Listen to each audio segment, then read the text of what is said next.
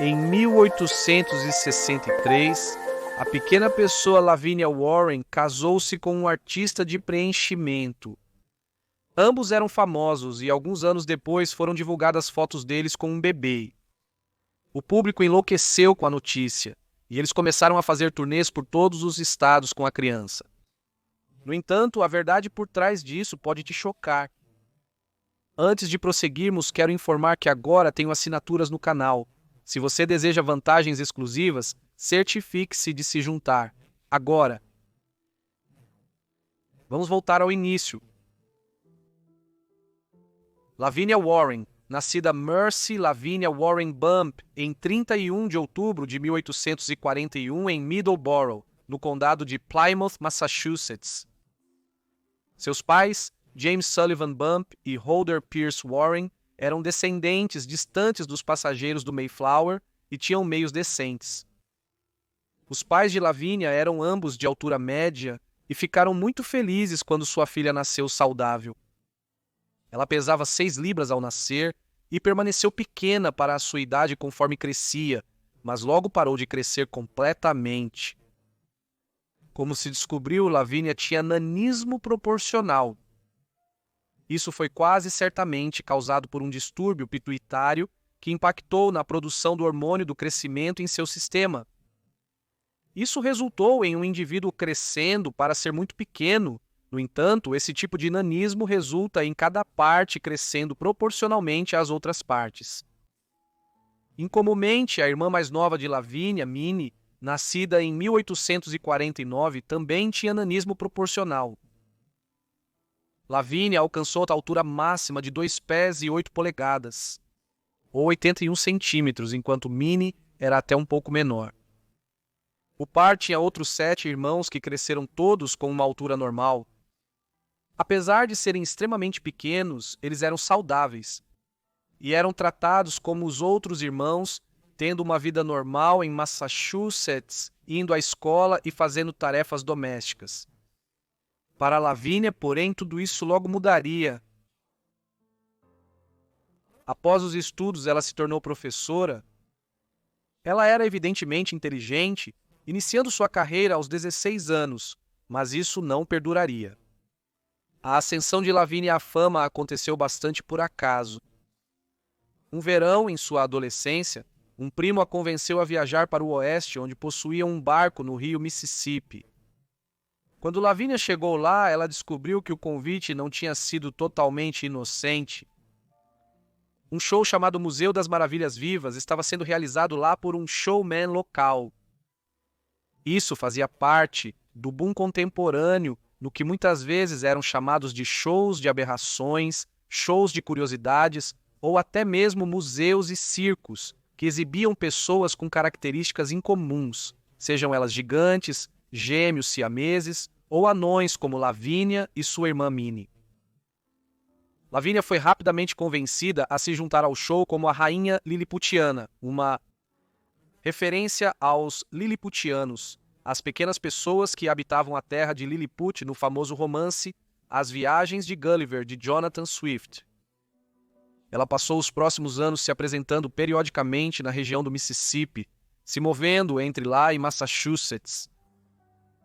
Depois de um tempo, Phineas Taylor Barnum, o principal gerente de shows de aberrações na América na época e o autodenominado maior showman da Terra, ouviu falar sobre Lavinia e enviou um de seus agentes para contatá-la e fazê-la se juntar ao seu próprio show.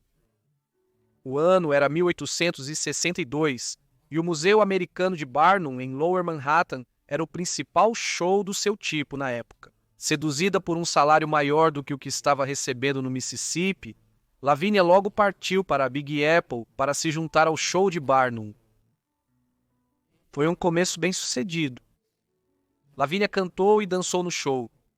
Ela tinha facilidade em lidar com as pessoas, misturando-se com a multidão após o show. Ela logo se tornou a favorita dos fãs, e como tinha apenas 21 anos na época e era solteira, não demorou muito para que outros artistas tentassem cortejá-la. Em pouco tempo, o romance floresceu para Lavinia no show de Barnum. Entre os outros artistas estava o general Tom Thumb, cujo nome verdadeiro era Charles Sherwood Stratton. 3 anos e meio mais velho que Lavínia, ele era um artista experiente. Ele trabalhava com Barnum desde meados de 1840, juntando-se a seus espetáculos quando criança. Stratton até foi adotado por Barnum em 1855, depois que seu pai morreu. Esses anos de infância e adolescência viram Tom, que recebeu seu nome de Barnum, fazendo turnês pela Europa e América. Ele já era famoso quando Lavínia entrou para o show, e dizia-se que, ao lado de alguns membros da dinastia Bonaparte, ninguém era mais famoso na América do que o general Tom. Tom logo tentou cortejar Lavínia, mas isso resultou em uma rivalidade entre ele e outro pequeno artista de Barnum com o nome de palco de Comodoro Nutt. Nutt conheceu Lavínia antes de Tom e já estava profundamente apaixonado por ela. No entanto, esses sentimentos não foram correspondidos. Eventualmente, Tom prevaleceria na batalha pelos afetos de Lavínia, embora tivesse algumas dificuldades. O Comodoro o nocauteou durante uma briga em uma ocasião, e a mãe de Lavínia não aprovava o general e seu gosto pela vida luxuosa. Eventualmente, depois que ele prometeu se juntar ao show em tempo integral, após ter considerado brevemente se aposentar, Lavínia concordou em se casar com Tom. Houve muita especulação da mídia sobre tudo isso, com alguns jornais publicando histórias alegando que Barnum estava orquestrando todo o evento, embora, por uma vez, o showman parece ter estado completamente desvinculado. Assim, após um breve namoro, Lavínia estava prestes a se casar com o general Tom Thumb. O casamento de Tom e Lavínia foi realizado em 10 de fevereiro de 1863, na Igreja da Graça, em Nova York. Foi considerado um dos casamentos do século e atesta a fama do casal como parte do show de Barnum na época. Vários ex-governadores de Nova York e estados adjacentes, prefeitos, congressistas, proeminentes empresários de Nova York e socialites estavam entre os 2.000 convidados, enquanto aqueles que não foram convidados pagaram até $60 cada para conseguir um lugar em alguns dos bancos da igreja. No total, entre aqueles que estavam na lista de convidados e aqueles que invadiram o evento, até 10.000 pessoas compareceram ao casamento. Todo o evento foi relatado pelo New York Times, que publicou um relatório muito longo sobre isso. A linguagem certamente não era politicamente correta pelos padrões de hoje, mas temos uma noção do tipo de interesse gerado pelo evento a partir do seguinte trecho. As Escrituras nos dizem que uma pequena questão acende uma grande chama, e sendo esse o caso, ninguém precisa se surpreender que poucas questões importantes deveriam criar tal alvoroço tremendo, tal fúria de excitação, tal intensidade de interesse no mundo feminino de Nova York e seus arredores, como os amores de nossos liliputianos. Dizemos mundo feminino porque havia mais de 20.000 mulheres na cidade ontem. Levantaram-se e vestiram-se 1h30 mais cedo do que o habitual, simplesmente por causa do iminente casamento do Sr. Stratton e da Srta. Warren. Eles não tinham todos os cartões de admissão, não, mas não foi culpa deles. Pais foram lisonjeados, maridos foram pressionados, irmãos foram intimidados e primos foram enganados para comprar, implorar, pedir emprestado de alguma forma ou outra para conseguir ingressos para o grande evento. As celebrações do casamento prosseguiram no Hotel Metropolitan. Barnum fez uma fortuna com isso, vendendo 1.000 ingressos por 75 cada, mais de $2.000 hoje. O casamento do general Tom e Lavínia foi vivido tanto em público quanto fora dele. Eles não conseguiam escapar totalmente do olhar público e às vezes até o procuravam. Pouco tempo depois de se casarem, por exemplo, eles visitaram a Casa Branca e tiveram uma recepção com o presidente Abraham Lincoln. É uma indicação adicional de sua fama que ele encontrou tempo para fazer isso em meio à Guerra Civil. Lincoln pediu conselhos ao general sobre como encerrar o conflito. Tom disse para perguntar ao Barnum. Ele concluiu em menos de um mês. Lavínia e Tom continuaram trabalhando por um tempo.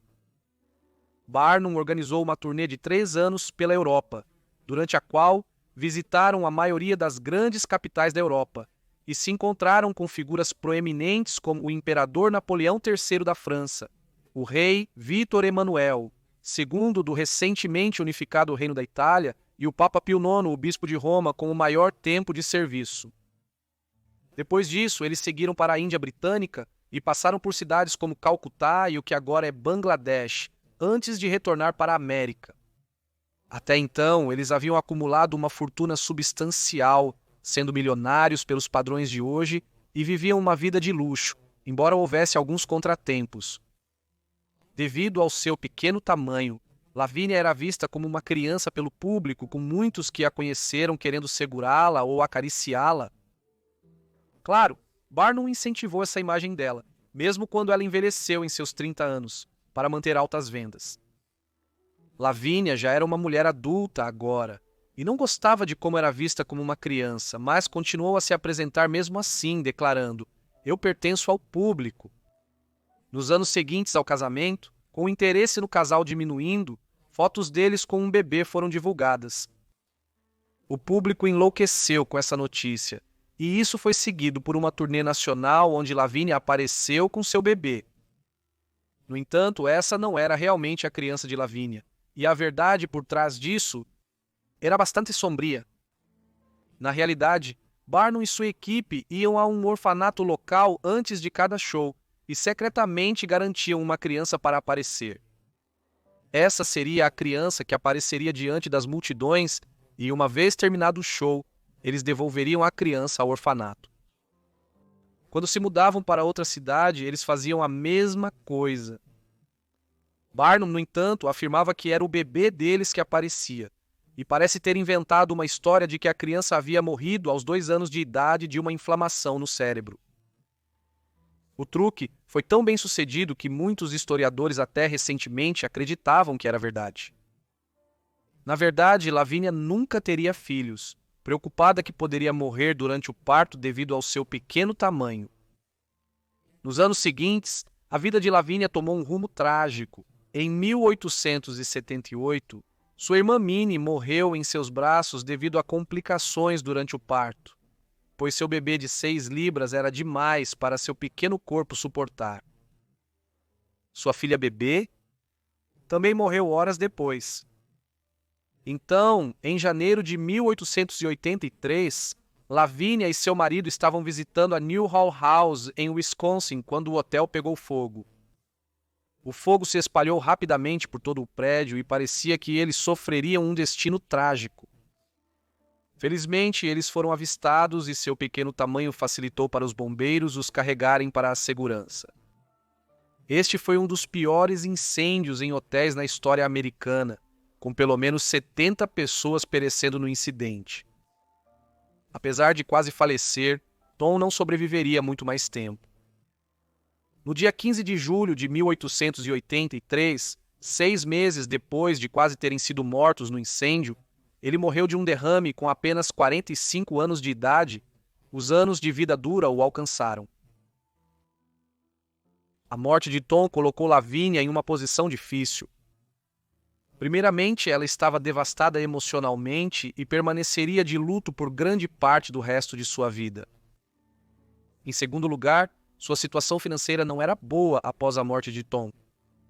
Embora o casal tenha feito uma fortuna com seu trabalho com Barnum nos anos de 1860 e 1870, Tom, em particular, adquiriu um gosto pela alta sociedade e muito do seu dinheiro foi desperdiçado.